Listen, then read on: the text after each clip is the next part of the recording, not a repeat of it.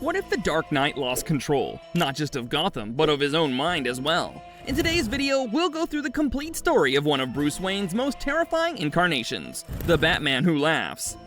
As you may have guessed already, this is not a story of heroism. When Earth 22's Joker realizes that the chemicals he fell into all those years ago are slowly killing him, he decides to unleash a killing spree in Gotham City as a last hurrah. But this was no ordinary case of the Joker's twisted villainy. He began by eliminating all of Batman's other foes in Gotham, such as the Ventriloquist, Penguin, Catwoman, and Killer Croc. Now, taking out all the bad guys doesn't really seem so bad, but the cruelty of Joker's plan becomes evident when he drugs Batman and restrains him. Bruce is forced to watch in helplessness as the Joker gathers a group of kids and murders their parents in front of them, recreating Batman's tragic origin for hundreds of children. The Joker then injects the kids with an incurable strain of the Joker venom, converting them into miniature versions of his twisted self. As Batman gradually regains his strength, the trauma surged through him. Breaking free of the restraints, he pummeled the Joker to within an inch of death, which is typically where he would stop, but not this time. Throwing his most important rule to the wind, Batman strangles the Joker to death, playing right into his hands. A cloud of green gas emerges from the corpse, revealing that he always had a hidden cylinder of the Joker venom in his heart, ready to be released upon death. What follows is a tale of betrayal, carnage, multiversal war, and the death of everything you thought Batman stood for.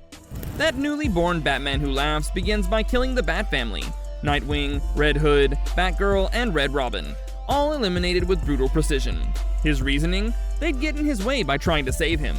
Bruce's son, Damian Wayne, was the only one to survive, as the Batman Who Laughs injected him with Joker venom as well, creating a new twisted Robin.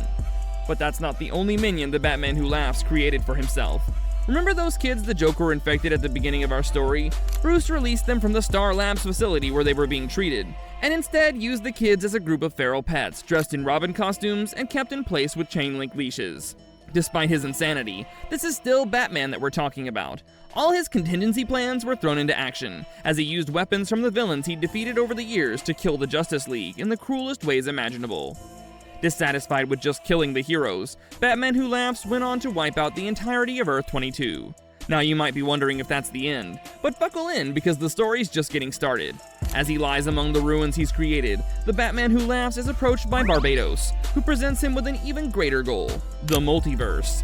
Beginning with the dark multiverse that Barbados rules, the Batman Who Laughs travels from universe to universe, leaving a trail of carnage in his wake. Now this point brings an end to Volume 1 of the Batman Who Laughs, but what's his ultimate goal? Well, in Volume 2, he eventually leaves the dark multiverse and lands on Prime Earth, where the original Dark Knight resides. Our perspective switches back to the Prime Batman, who's out tracking down a bunch of common thugs. He stops a truck that seems to be smuggling something out of the city, and finds the most unusual cargo he's seen in a while, the corpse of Bruce Wayne. But how could Bruce Wayne's corpse be in a truck when Batman is still alive and kicking? Prime Batman immediately verifies the corpse's identity. The DNA is a clear match, but there are some inconsistencies. This Batman has laugh lines creased into his face and fewer scars on his body. Not only did he stop fighting crime earlier, he was happy. While Prime Batman was distracted with the corpse, the Batman Who Laughs made his move on Arkham Asylum. Together with the Grim Knight, he breaks into the Joker's cell and executes him with a scythe to the head. But the Joker would never die like that, and Batman knew it. Upon hearing the news, he instructed Alfred to release the Batcave's waterway security systems, and sure as day, a drenched Joker emerged from the tunnels. Both Batman and his arch-nemesis understood the need to team up. The combination of the Joker's free spirit and Batman's thorough tactics was what made Batman Who Laughs unstoppable in the first place. But it seems like our unlikely allies had different ideas of what joining forces meant. The Joker pulled out a gun and fired himself in the chest, releasing the Joker toxin and infecting Prime Earth's Batman as well. As he bled out, he explained that the only way to defeat the Batman Who Laughs is to become like him. Batman orders Alfred not to let the Joker die and begins injecting himself with literally every Joker venom antidote at hand, but he still feels himself losing control. The next day, Prime Batman is out with Commissioner Jim Gordon investigating yet another mysterious Bruce Wayne corpse, when the Batman Who Laughs launches an attack on the Wayne Tower. Prime Batman rushed to the scene, engaging Earth 22's version of himself. The Batman Who Laughs is leaner, faster, meaner, but the original Batman overwhelms him with sheer strength and force of will. Just as he's about to put an end to his smiling alter ego, the Grim Knight fires a sniper at Prime Batman, allowing the Batman Who Laughs to escape and detonate a bomb underneath Wayne Tower. It turns out that the Batman Who Laughs was after Prime Batman's emergency defense system for Gotham, the Last Laugh Protocol. which would isolate the city and provide food and medication for its citizens until the threat was eliminated. The last Laugh's destruction throws Prime Batman into a state of panic. What could Laughs be planning? Desperate, he visits the recovering Joker and beats him out of his coma, demanding to know the Batman Who Laughs' next step. The Joker tells Batman that only one person can help him now, Gotham's greatest criminal mind, James Gordon Jr. Yet still, the Batman Who Laughs is a step ahead. When Prime Batman and Commissioner Gordon go to meet James, they're attacked by the Grim Knight, who holds a group of civilians hostage in order to kidnap the Commissioner. With failures piling up and weighing heavily on his shoulders, Batman demands that James show him the next step of the Laughs plan, but he doesn't have it yet. A call from Alfred sharing that the Joker has escaped the Batcave finally pushes Batman off the edge, and he leaves James. The next time we see him, Bruce is sitting in a well with a hammer in his hands, surrounded by shattered vials of the Joker antitoxin. Batman looks up at Alfred, revealing a spiked crown around his head. His plan to save the city had failed. It's time for a new approach. Bruce had made the ultimate sacrifice, allowing the Joker toxin to do its work. His infected eyes can now see through the membrane of the dark multiverse itself, perceiving patterns that would drive any normal person insane. Meanwhile, the Grim Knight frees Commissioner Gordon and says that it's time to be hunted, releasing the Batman Who Laughs pack of feral robins to chase after him.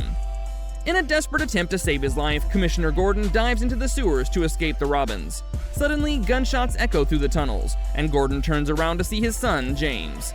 Back in the Batcave, the Gordons share that Batman Who Laughs has developed a serum that transforms people into their worst selves.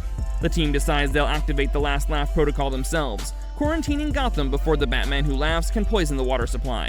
It requires 2 keys, Batman's and Commissioner Gordon's. But just as they're about to activate it, the Batman Who Laughs reveals his masterstroke through a hologram. He shows them a map of Gotham stolen from the Court of Owls, revealing that the Last Laugh protocol was always meant to turn Gotham into a weapon.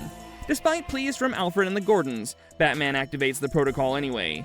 Gotham is now sealed off from the world, exactly as the Batman Who Laughs wanted.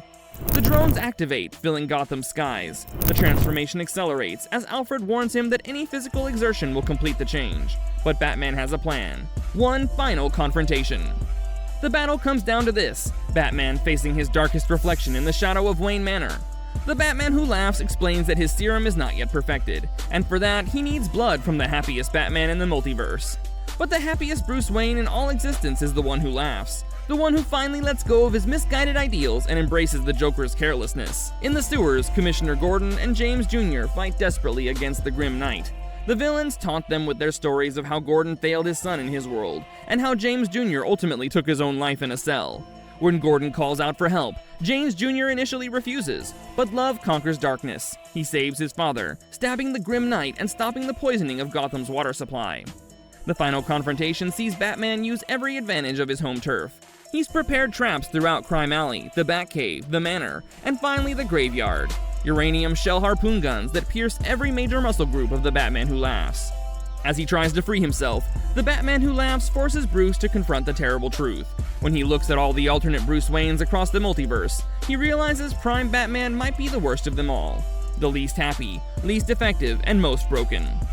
You're right, Batman admits, as he uses Martha Wayne's tombstone to viciously beat the Batman Who Laughs. But you know who's a bigger joke than the worst Batman? The Batman he beats. Just as Batman's transformation seems complete, his eyes fully red, the Joker appears and shoots him in the chest. This buys Alfred a couple days to perform a blood transfusion, flush the Joker toxin out of Bruce's system, and pump him full of the antidote. I guess you could say the Joker really was the final piece of the puzzle in defeating the Batman Who Laughs. While the Batman Who Laughs remains are locked away in the Hall of Justice to never again see the light of day, the story ends with a chilling revelation. Commissioner Gordon's eyes flash red as he walks away. The Batman Who Laughs may be dead, but his influence lives on. So what do you think happens next? Let us know in the comments below, and don't forget to subscribe so you never miss another video.